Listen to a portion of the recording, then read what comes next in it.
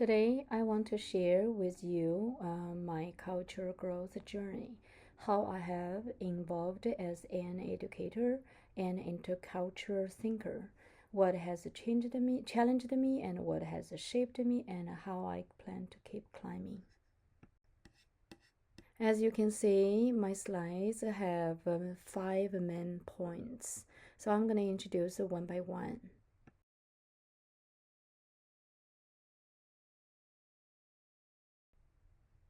Okay, from now on, I'm gonna start explain a little bit more about my journey.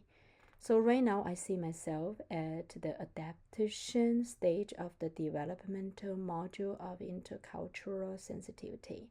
At this stage, I'm learning to shift perspectives across cultures, not just understanding them interculturally, but feeling and responding with more profound empathy. I am adjusting how I communicate, how I teach, and how I interact, always trying to meet others where they are and not just where I am comfortable. And I am beginning to fully grasp the complexity of identity, others, and my own.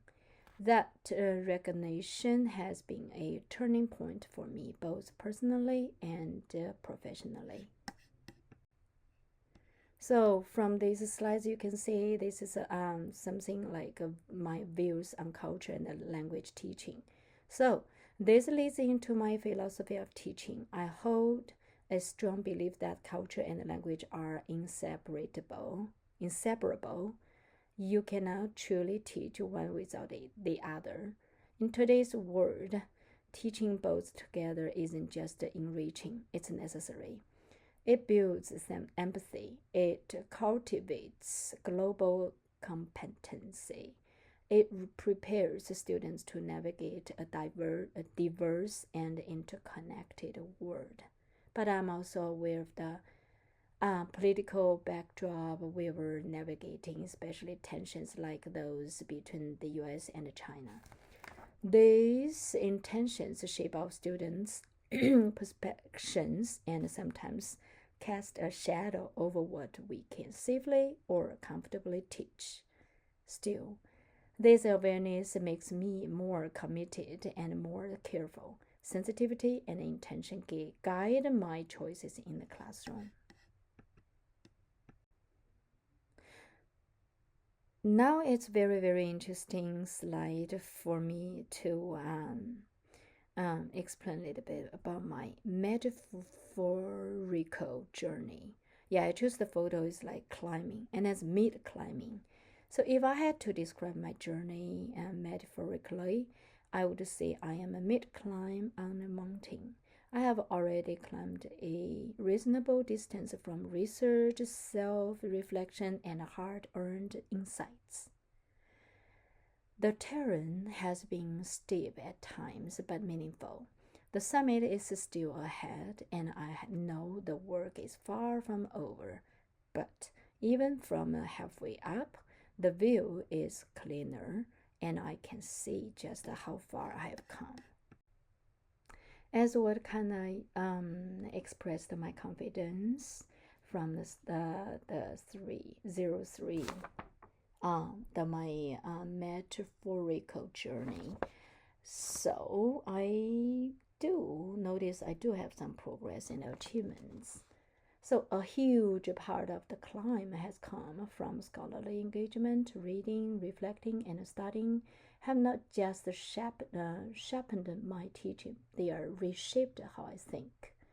Each theory, each article, each module has added another layer to how I understand culture, power, and pedagogy.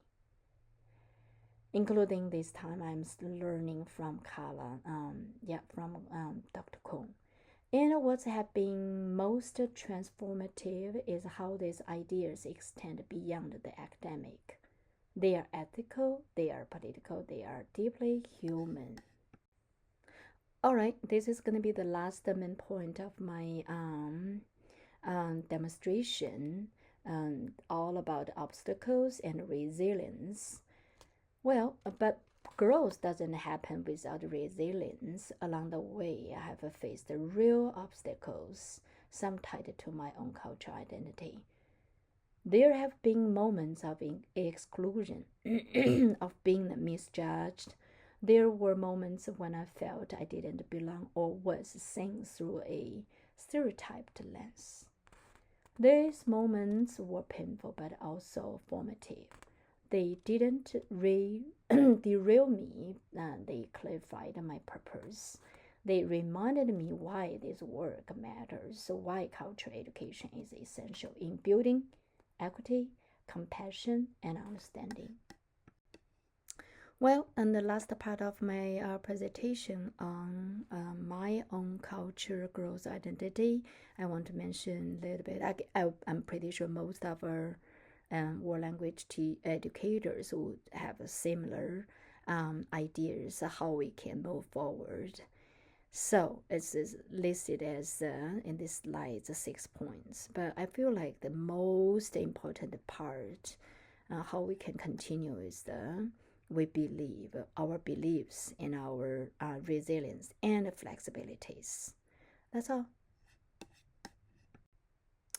Yep, this is going to be last part as courtesy and aesthetic thinking. I do need to show the last part, like think to a slide goals, and then which made my presentation look nicer. All right, thank you.